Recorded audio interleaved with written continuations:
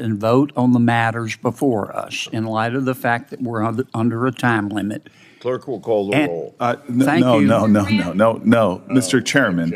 Mr. Chairman, I think I'd just like to be recognized. I know Senator Durbin and Senator Whitehouse, who outrank me on this committee, have asked to be recognized as well. I don't want to pick a fight with Mr. Booker either, but I made a motion. Is my motion in order, Mr. Chairman? Yeah, your motion is in Could order. we have a vote, Mr. Chairman? Pretty Can I please. have a vote? Yes, call the roll. When Congress melts down on live camera, you know something big is happening. And today's explosive clash between Senator John Kennedy, Cory Booker, and John Cornyn tells you everything you need to know about how far some lawmakers will go to shield the truth. What you're about to see exposes the real battle inside the Senate, and it's not pretty. Sir, Mr. Chairman? I should probably go back and forth. Go ahead, and then I'll call on Durbin. Good call. Mr. Chairman, are we under some sort of time limit by which we have to act today? If we want to get these bills out, the answer is yes. Whenever we lose a quorum because there's a vote going on or the 2-hour rule is kicked in. How can we go ahead and vote while then allowing everybody else to have their say? I'll stay around as long as people want to speak. Could we go ahead and vote? And then those who would like to make comments can stay. Would that be okay? We could. Pretty please, with sugar on top? We could, but I'm not going to have a upheaval like we had. You won't have a fight with Booker. He's okay with that. Go ahead. Senator Biden asked for the floor. But can we do that, Mr. Chairman? That was a question, actually. I'm going to ask, can we proceed to vote on these amendments and then proceed to vote on the bill? I have a question on the Cornyn second degree. But I have a question first. I'm sorry, I thought you gave up the floor. Go ahead. No, sir. Can we go ahead and vote on the bills? And then you stay, or whomever else wants to stay, to let everybody finish making their remarks in light of the fact that we have a time limit by which we have to act, and we're in the middle of a vote. I thought I answered that by saying that I wanted to make sure that we had a consensus that we ought to do that. There's a vote on the floor. Someone vote on this.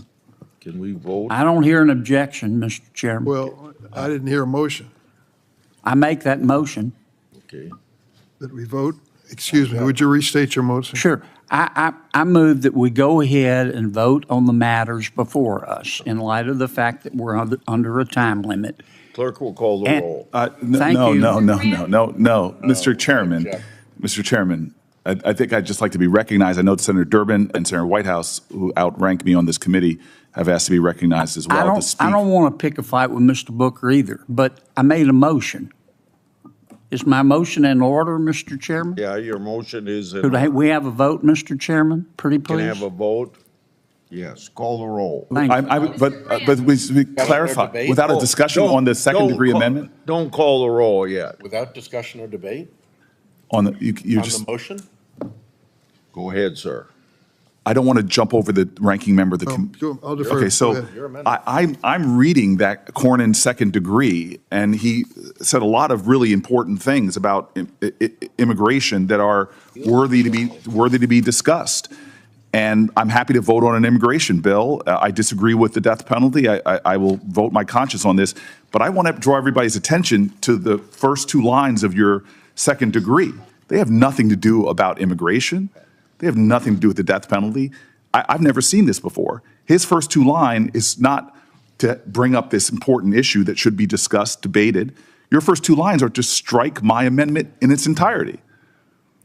So what we have right here is hidden behind real issues on immigration is really just trying to not vote on the important points that we brought up about transparency and accountability on the Jeffrey Epstein files. This is not an amendment to my amendment.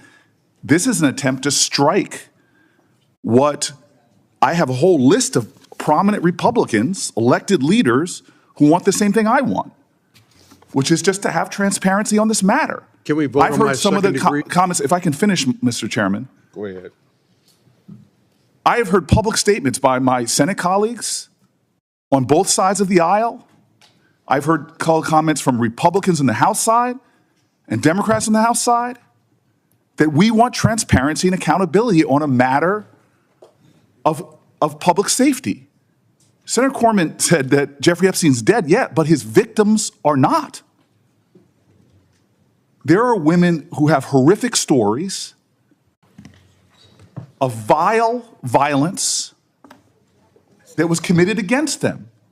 We have Pam Bondi, our Attorney General, who said that there is evidence, truckloads of it, as to these crimes, potential co-conspirators, potential others involved. How can we not want to just know what happened?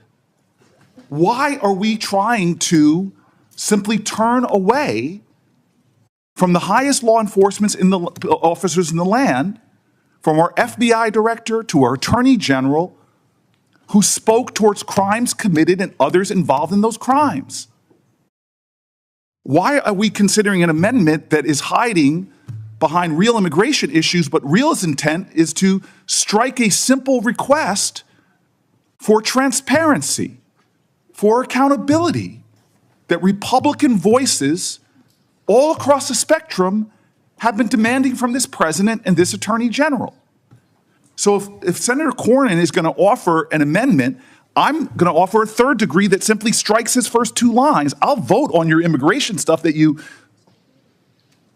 so strongly stated there was the importance of this, but you hid the fact that you put here the real intention of your amendment. It has nothing to do with immigration. It says it right here in the first two lines. The real effort was just to not have accountability and transparency. What are you afraid of? Mr. Chairman, may I respond? Yeah, you may respond. I trust the Senate-confirmed Attorney General of the United States to make the proper legal analysis to determine what of the Jeffrey Epstein files can be released. He was confirmed by the United States Senate as Chief Law Enforcement Officer of the United States. I trust her to make the right legal determination. But I would ask my colleague from New Jersey, you claim you care about the victims. Do you care about Tammy Nobles?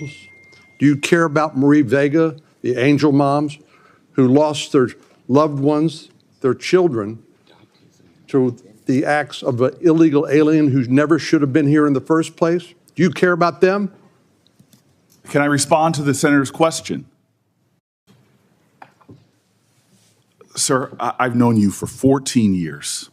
You and I both care about victims of crime. And to suggest otherwise is stunning to me. Senator, if I may finish, sir, I allowed you to finish.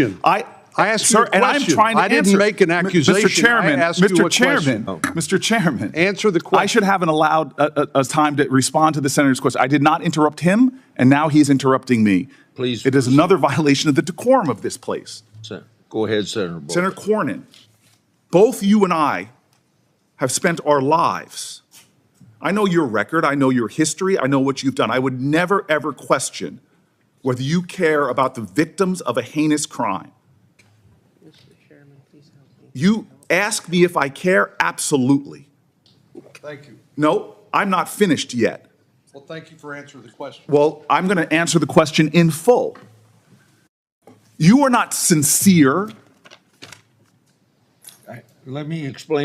Sir, he has put an amendment in. Would you allow trying me, to use the horrific nature Would you allow me as sponsor of this bill to Sir, explain? I will not pick a fight with Chuck Grassley in the same way that Chuck Grassley won't pick a fight with me. The reason for his amendment is because your amendment says that this bill that we're working on will not go into effect until we get all these records. And this bill is an opioid bill to help solve some of the drug problems in this country. And we ought to get it passed because it's a bipartisan bill and it's very badly needed. Sir, may I respond? Yes. So I said at the top of my comments, my frustrations. We've said it to your staff. We've said it to others. that when funds like this have been made available so far in the first 6 months, they're clawing back funds from my state. And that's unfair, and I would like to deal with those. We could deal with them. And given that, I am sticking to an amendment that is not controversial. I know it's not controversial, sir, because I've seen polling literally on Republican channels that the overwhelming majority of Republicans and Democrats want transparency and accountability. That the overwhelming majority of Americans has seen that one of these two things is lies. Is there truckloads full of evidence as to victims of crime not having justice? Have we been lied to? Who are we trying to protect? What are they trying to hide? This is not controversial. We have Republican leaders in Congress calling for the same thing that this amendment calls for.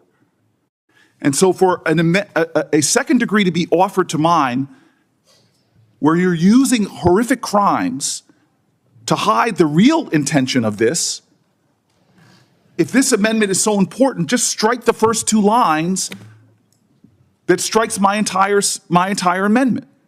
The intention of this is clear. It's to not give the American people accountability, transparency, and truth. That's what we as the Judiciary Committee should be seeking. So I offer a third degree amendment, preserving every noble thing that the senator from Texas said he wanted. You can't offer third degree amendment. I can't offer a third degree. Then I ask that we strike the true intention of his amendment, the first two lines. At this stage, you can't offer a third degree amendment. If there's some way for you to do that, I don't know what it is. Yeah, may I respond? Yes. Briefly? Then we'll have a roll call vote, because I know you folks want to get votes on your amendment. I asked you to withdraw them, and you aren't withdrawing them. So Well, I just want to ask a question, Mr. Chairman.